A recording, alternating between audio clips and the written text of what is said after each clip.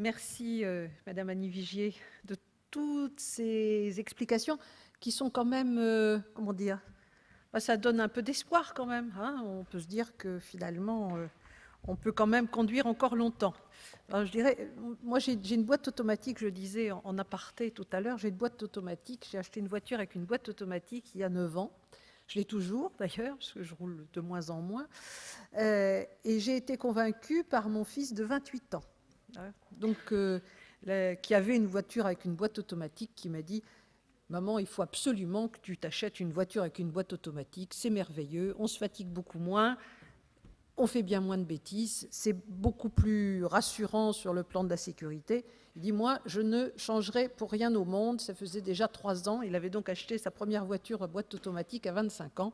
Il m'a dit « Maman, vraiment, il faut que tu... » Et depuis, effectivement, je ne changerai pour rien au monde. Je ne reviendrai pour rien au monde avec une boîte manuelle. Et tous les gens que je connais qui ont une voiture avec une boîte automatique disent la même chose. Donc, évidemment, les premières heures, il faut s'y faire, il faut se coincer le pied sous le siège, hein, parce qu'on est quand même très tenté de jouer du débrayage. Et puis, au bout de quelques heures, finalement, on s'y fait très bien. Voilà, donc c'est quand même, je voulais ajouter cette expérience personnelle, parce que je crois que c'est vraiment important, et je crois que ne pas se priver de la technologie aujourd'hui.